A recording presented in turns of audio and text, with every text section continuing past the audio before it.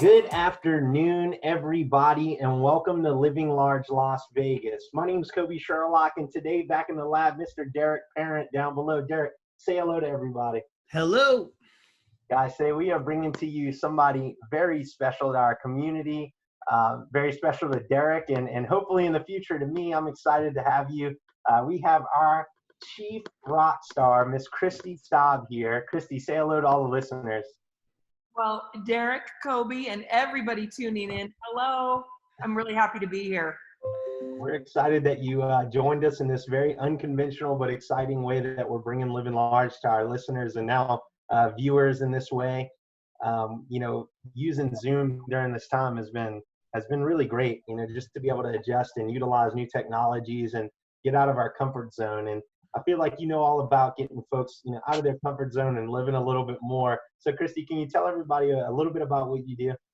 You bet. I just feel like I'm living my passion every day. And I'm so excited because what I do is I help people get from where they are in their life, in their relationship, in their business, their career, from where they are to where they want to be. And I love especially working with leaders. And I just want to first reach out and say to you guys, in the whole lead like a rock star philosophy, you definitely are leading like rock stars, because this might be an unconventional way for you to deliver your podcast. At the same time, the show must go on. And when you are always out there living in excellence, modeling excellence for others, it's like under any circumstances, it doesn't matter. The show must go on. So congratulations, gentlemen. Oh, thank you so much. You said the lead like a rock star philosophy.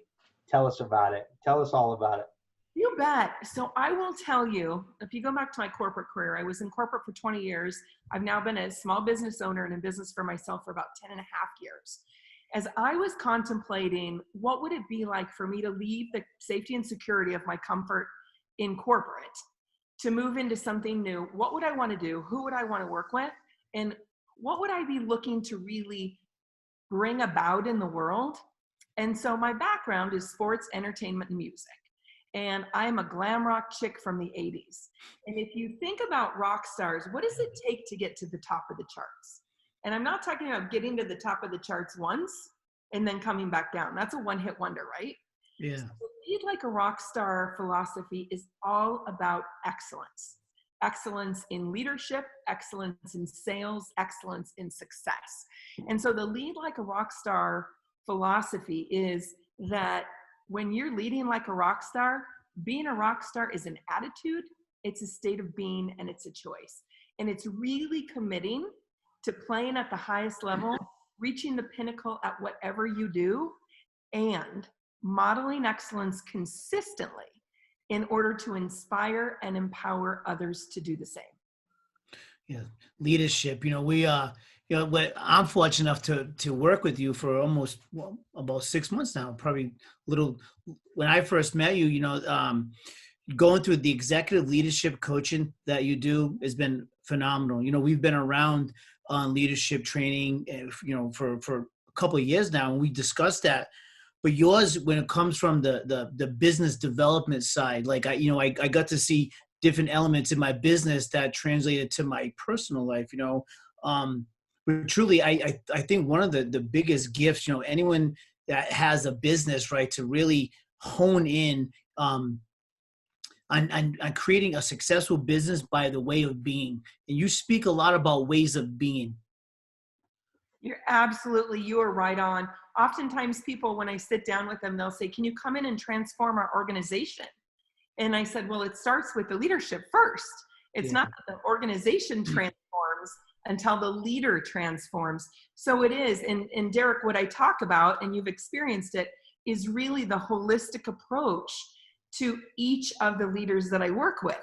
We don't just take a look at one aspect of your life. Now, we could have a conversation probably pretty lengthy around balance in life. I believe there is balance. I believe we all create our own balance. And so if we take a look at 7 different areas of our life: our personal, our self-development, relationship, finance, career or business, if you're a business owner, contribution and legacy, health and well-being, and fun and recreation. None of that works if we don't look all of that. And so you're exactly right. It's just coming in, taking a look at how do I transform leaders? How do I help them transform so they can take it back into their businesses and their organizations and make a difference in the world? And part of leading like a rock star is really becoming highly sought after. And when you're a highly sought after business, you're delivering the best products, the best services in the market, you're acquiring the best talent, and people are knocking on your door because you're so good at what you do. You're leading the industry, leading the community, leading the country by what you do, that people want to be a part of what it is that you're creating. And that's part of the leadership influence that I like to refer to. It's your X factor as a leader. Yeah, well, I've definitely experienced that. Definitely the ways of being, I got a chance to, like Kobe and I like mentoring, right? A lot of stuff we've learned from you, because Kobe started with me relatively, just about when I went in with you for Henderson Leadership, and just the difference in just the mindset. He has a great mindset, great attitude, great mentality, in the business. And some of the learning and teaching we got, I get to bring back into our office and really grow other people. He's relatively young, and, we had this great idea for a podcast and a magazine, and, now our analytics are tracking, they're off the charts.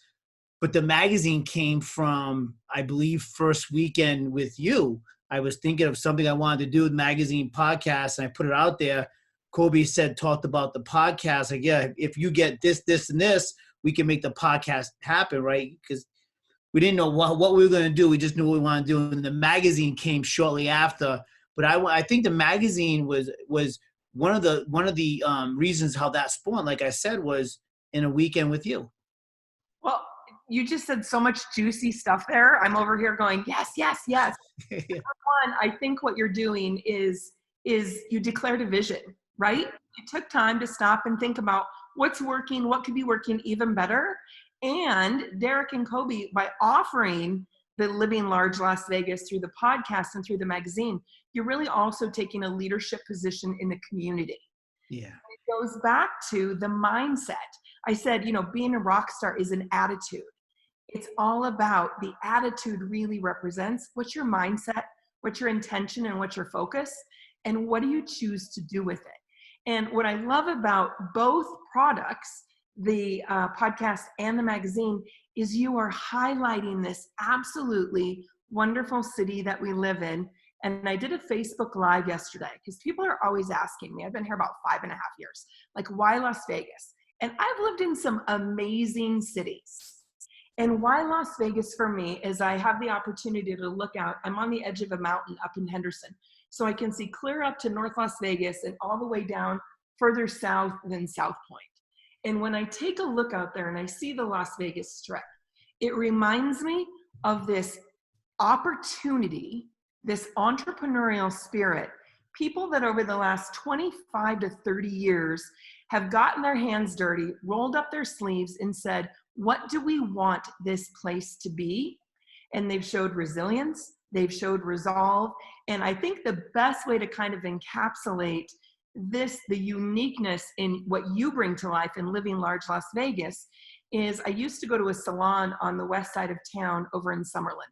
And as you would walk in the door, etched in glass, it said, built for Las Vegans by Las Vegans. Yeah. And of course, I spend a lot of time in Henderson. I just look at this whole valley as one big metroplex that has so much to offer the world.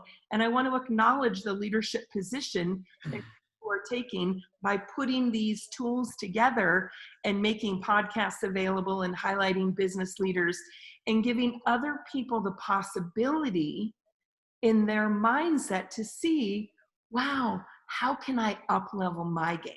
How can I up-level my leadership? Well, I feel like, because I got a chance to experience you in leadership, I want the business community to know who you are. Because, listen, even with COVID going on right now, leaders, we're leading, but we're leading for, okay, we're at home, we're doing this, we're still leading our team, organization, and business, right? But I think some great industries can be created out of what's going on right now. So you can be a victim of it, or you can be an entrepreneur, right? You can get out there and use this time wisely, right? So speaking into that, right? I want people to know you. I want people to see this, call you, and get that educational business training for their company. I mean, I think there's some great stuff. But with COVID being here, and you touched on this before we got on it, but with COVID being here, it's been an opportunity, would you say? It is an absolute opportunity. There are so many things. I wish we had 4 hours together today. Hey, we can Me too. Because many of us have pivoted. And I'll tell you, I'm a thinker. I'm somebody who sits back and I think and I think and I fine tune. I tell people oftentimes I like to go ready, aim, fire. Sometimes I think too much, I wait too long. And what I've been able to do is pivot quickly. It's this urgent leadership that's emerging. It's not an emerging leader, it's urgent. And you are either getting in and getting dirty, or you're going to be getting left behind. Yeah. And I tell people, like you said, are you going to play the victim? It's really, you can look at it in two ways. You're coming from two places. You're either coming from love or you're coming from fear. Yeah. And even if you don't know all the steps, just knowing the next step or asking somebody for the next step. What we get to do during this time is we get to innovate, we get to ideate, we get to create new things, new ways of doing things, new ways of delivering the products and services that we do. Number one, if we don't reinvent ourselves during this time, we will become passé, right? And number two, on the other side, what's going to happen is I'm going to take you back to, I think, where we were prior. And guys, I don't say the C word. I don't say it. I don't give it energy. Just like the bad guys on the news at night, I don't like their names being said or anything. So I don't use the C word. I say these uncertain times or the chaos, the disruption, this challenge that we're going through right now.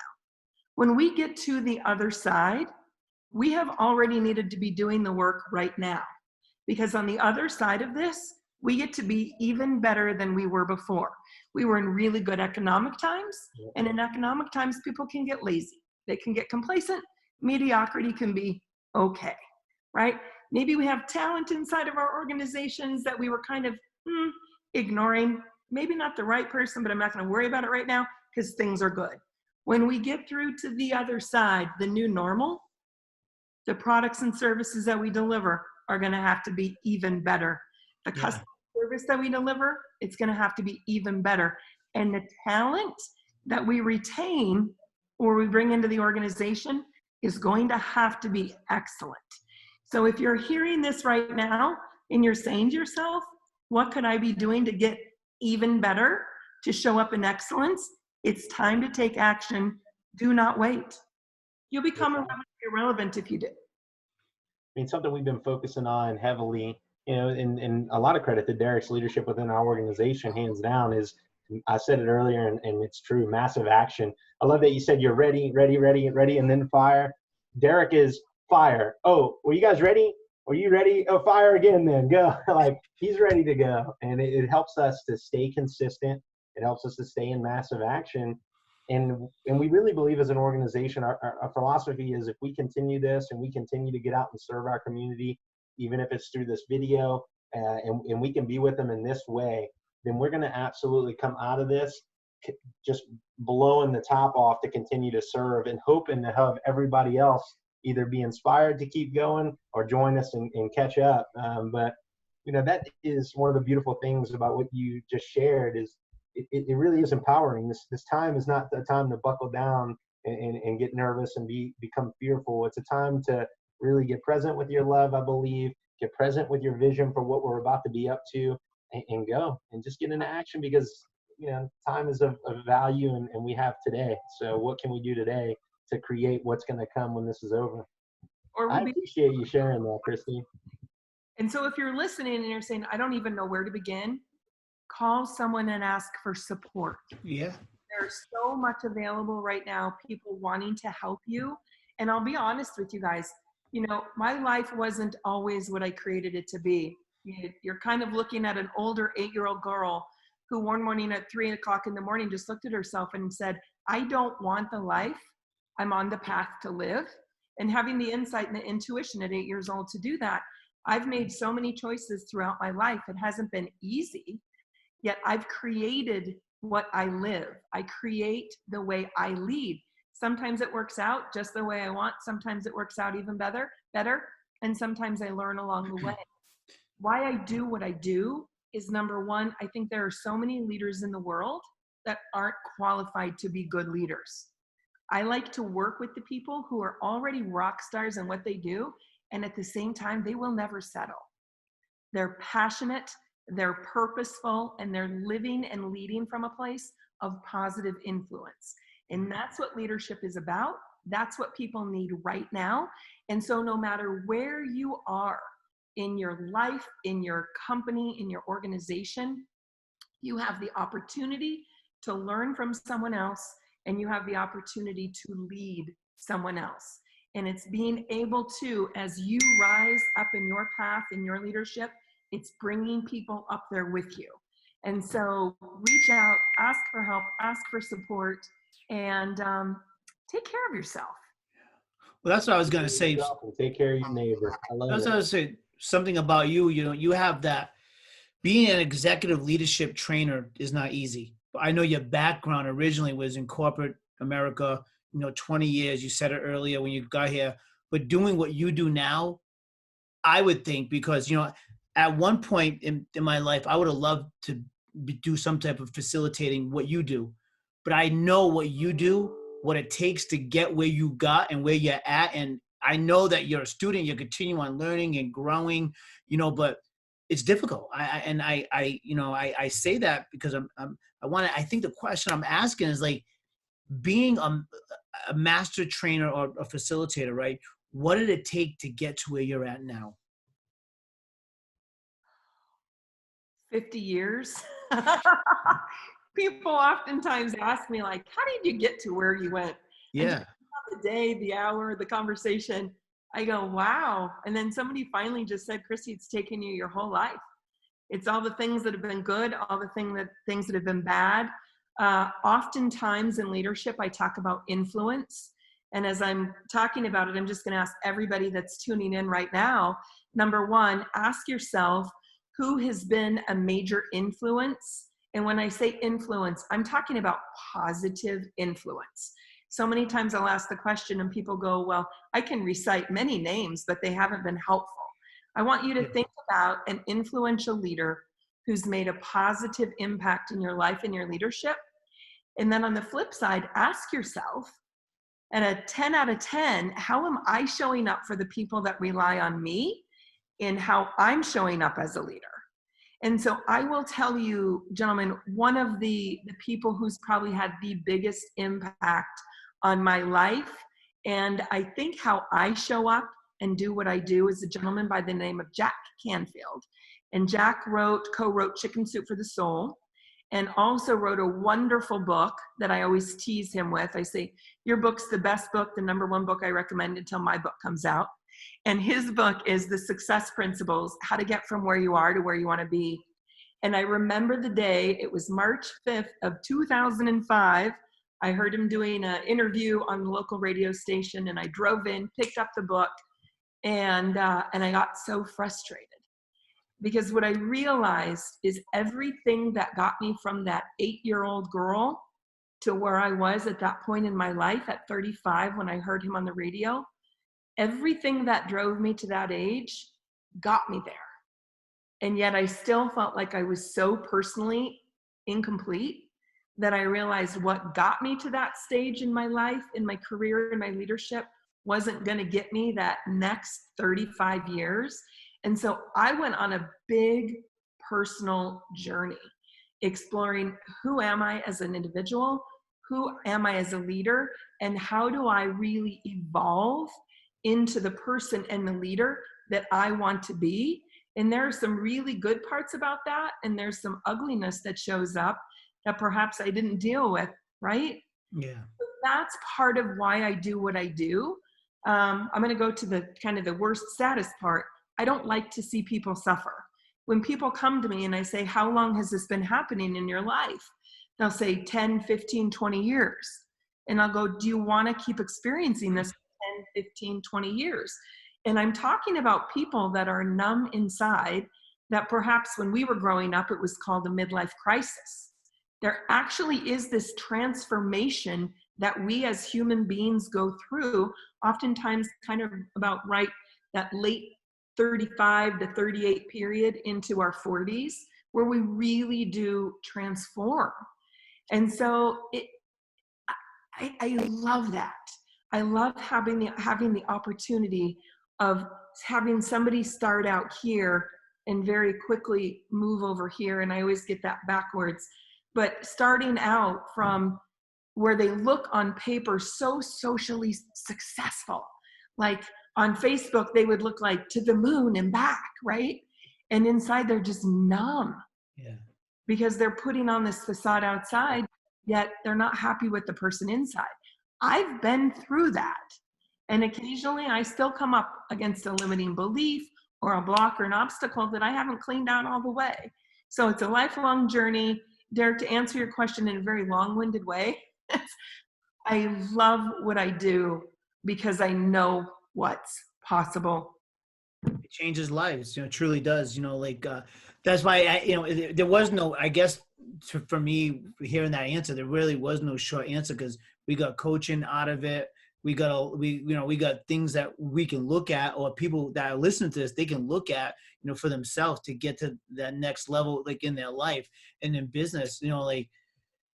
I think I was a little bit older than 35 when we did some transformational stuff, but I'll tell you, I know, it's not, you live it every single day. It's not, let me dabble in it. Yeah. It's literally, it's your principle. It's your stand. It's where you stand. You live your life by your principles, and you can definitely tell that every time I get a chance to speak with you. And there's always that one question you always ask before you start and before you end. You said it, and I oftentimes say this in my coaching and in my training, is that I do this work each and every day. Yeah. When you do this work, you either live in alignment with it or you don't. And there's no faking it. Do what? There's no faking it. There's no faking it.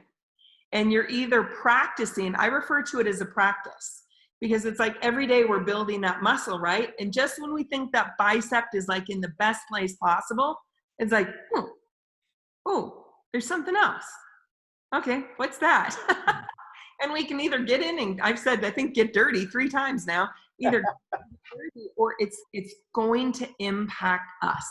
And if we're not living in alignment with our core values, there's going to be resistance, there's going to be stress, there's going to be that natural pushing back and fighting.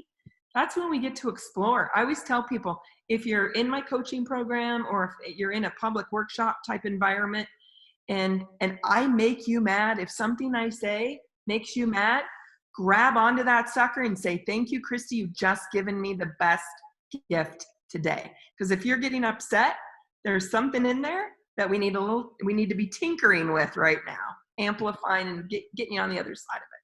There's something there. There's something Kristi, through everything that you're doing, I mean, you've done some really cool stuff. I'd love to hear a little bit about kind of your experience with the TEDx experience. Can you share a little bit about that? Ooh, that was amazing. And it was quite a few years ago now. It was in Chennai, India. So I got to do my TEDx talk in Chennai, India. And I think it's about a 13-hour time zone difference.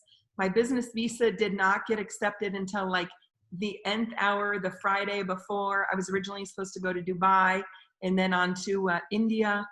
And so I see the video and I see my heart, I see my passion, and I'm like, I look so tired. It was in front of 1,500 people. And what was so wonderful is when I think of India, I think of this great spiritual awakening, all of these opportunities for me to learn. And what was so fascinating is not only, and I'll get back to the TEDx piece, not only did we talk to the TEDx and group specifically, we went in different places, talked to different people in different universities, and they were so thirsty for the Western way. From being from the United States, they couldn't wait to meet me and learn, what is it like over there, and what are you doing, and what does success look like, and how can I be a better leader? And so it was just such a great experience. And then to be in a room full of people and to take my message, the Lead Like a Rockstar message, and share it in a foreign country that I had never visited before, and to see how people could resonate. And in there, I also show a picture of little me, probably at 4 or 5, and talking about that inner child. And I don't do that often. Oftentimes, if I do it's in a private training environment, but it's part of what we're talking about is nurturing that inner child and being able to look back and say, what do I still need to take care of so that I get to show up and be the best me? Because when I show up and I'm the best for me, understanding that our best will be different from day to day, that's when opportunity and possibility comes through my influence. I don't have to ask people to do things. I don't have to give them carrots or criticism or manipulation to get them to do something as a leader. When we do something for the right reasons, with the right influence and the right positive touch to it, we give people the possibility, permission, and opportunity to do the things they want to do, and we're perhaps afraid to do them. So one of the favorite things that I've ever done, excuse me, a little grammar there. One of my favorite things that I've ever done to this point in my life was to go experience India, share the Lead Like a Rockstar philosophy, and see how people embrace what we're doing in the Western world and what it means to them.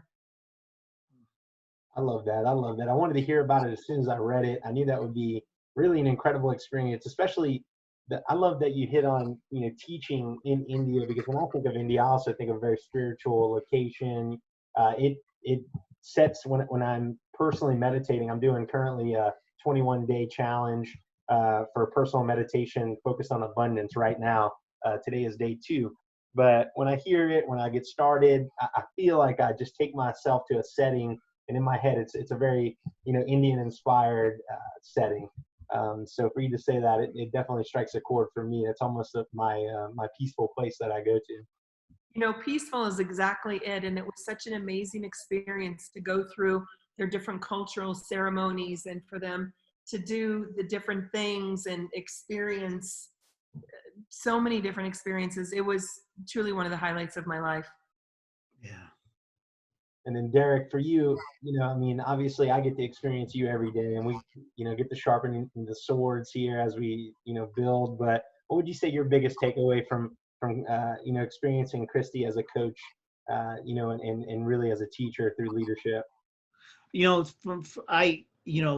Like you said it, like my idea of going with the magazine and so forth, so it's kind of like always creating, right? I'm always coming out of something with creating. Like, look, when we started this industry together, when you came in and trusted to do it, we were talking about this today. So he's meditating on abundance because he's so busy, because he's a rock star at what he's doing now, right? He's getting frustration starting to come out because mistakes are coming. And I'm a person who celebrates the mistakes because you grow from your mistakes. You don't do a mistake and then create it again, you grow. And so he's going through a lot of growing pains. I love the meditation first thing in the morning. We talk first thing in the morning before our call, and then probably every night. So we get to communicate a lot, right?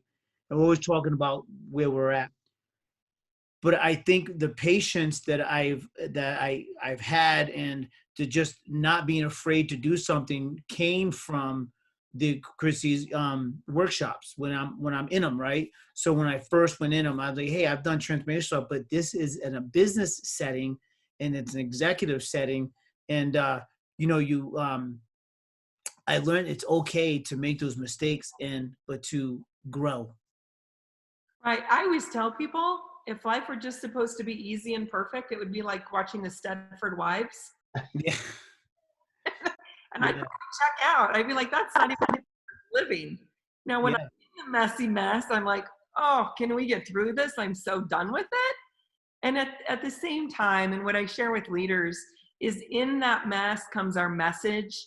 And there's going to be a point in time when we have that key learning that in the moment it was ugly. This could be considered one of those times.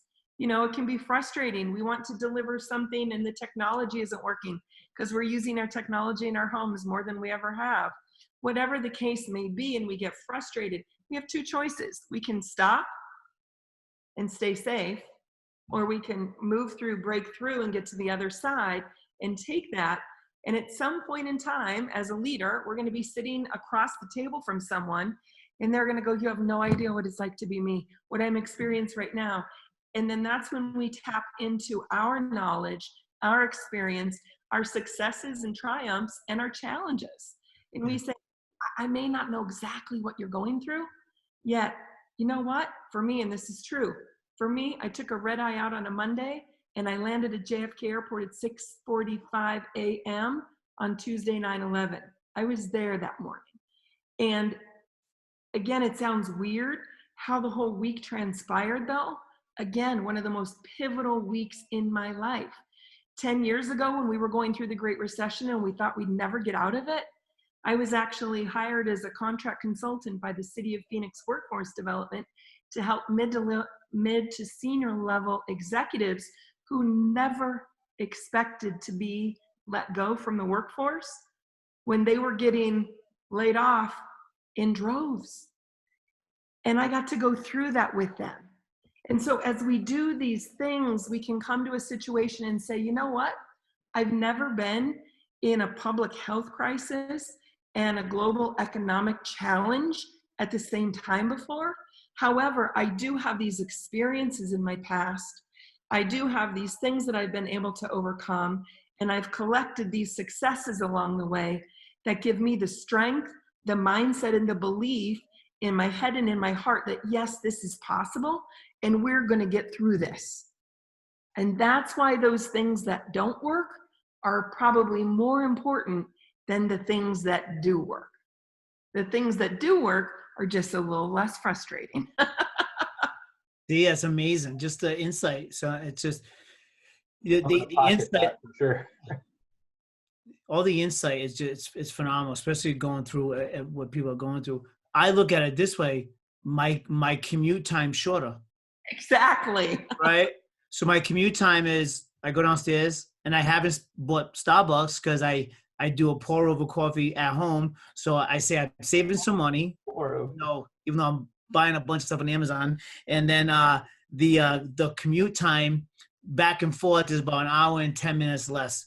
So I have an hour and 10 minutes more to talk to people, engage people, have more conversations, FaceTime, right? Right now, I've never done this before. So we're FaceTiming clients now, or we're doing Zoom with clients. So an application, instead of calling them on the phone, if they have Zoom, we're Zooming so they get to see us. Because I love the interaction with seeing people, right? I love talking about what we're going to do for them, how we're going to save them money, if they're going to buy. But we do it through like talking to them, engagement.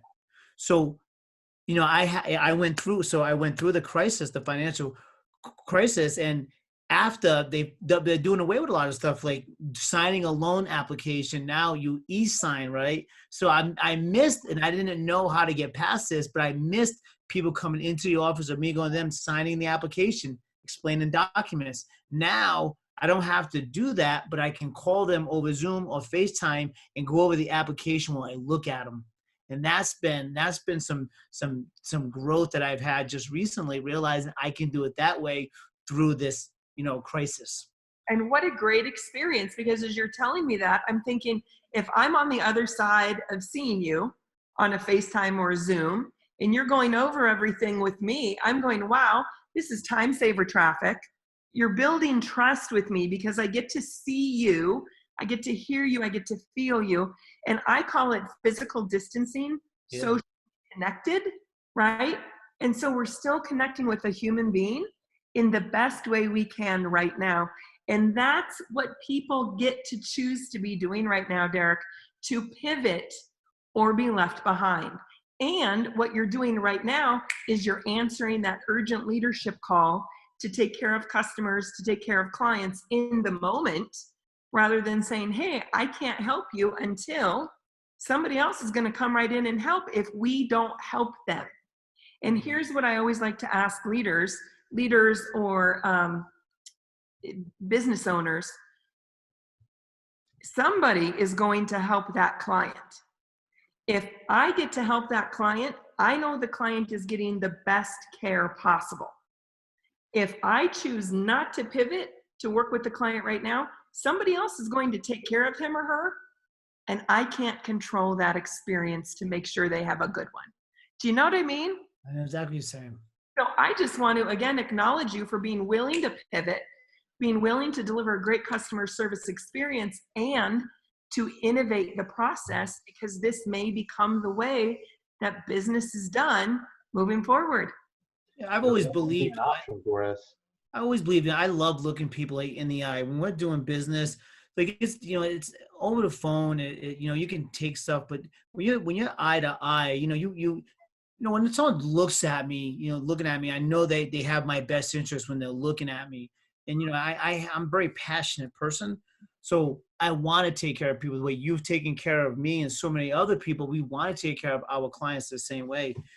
I can't thank you enough. I wanted to have you, on our podcast. I believe since we launched it, you were one of the first people I actually, put on the list. We have actually lists of people who we want, and you on it with like the president of the United States. We just put just because we set our standards so high, right? It's not that we want to have them on, but it's the fact that we set this bar so high, and you were on that bar of like the top people we wanted to have off. You're in our like top 5.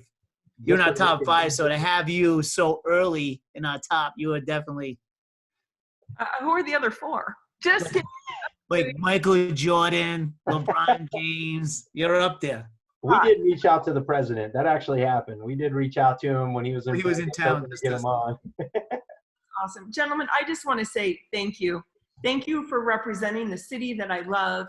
Thank you for upping your leadership game. Thanks for being a positive voice that people can go to. One thing I have going on right now is a program called Manage Your Mind and Make Decisions During Times of Chaos and Crisis. And one of the things that I talk about in that experience is be informed and pay attention to the sources you're getting your information from. Yeah. Realizing that everyone has an agenda when they're giving you information. And what I love about the information that you're giving is you're giving information that will help people's lives, people's businesses, careers, and leadership rise to a higher level, and you're celebrating it by living large Las Vegas.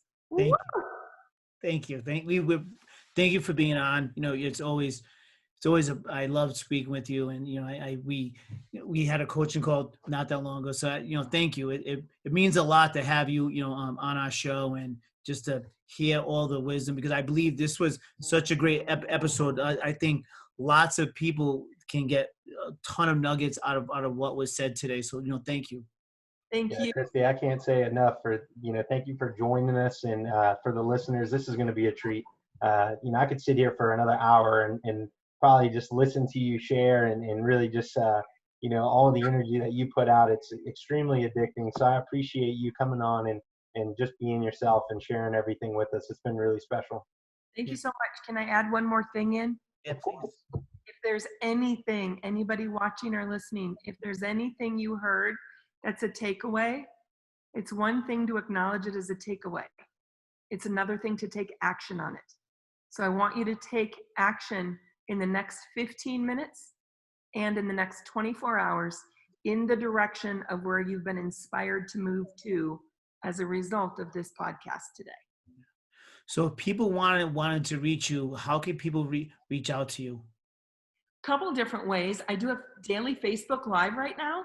Every morning, 10 a.m. Pacific. You can find me at my personal Facebook page, and it's Kristi Staab.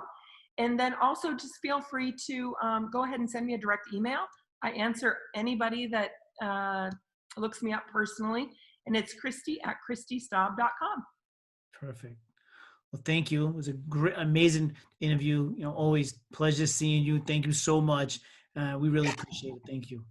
Thanks, guys. Here's to living large, Las Vegas. Thank you. so much. And then, of course, out there for listeners, please reach out. I mean, Kristi's doing incredible work. This is definitely, way more incredible, honestly, than I could have expected on this episode. But tune in. We're going to keep coming live to you from wherever we're at. If it's at home, if it's on our phone, heck, if we get to go back to the office and get in the lab, we're going to come and share everything that we have for you.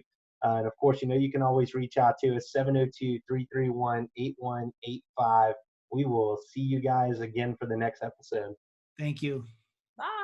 Bye, guys.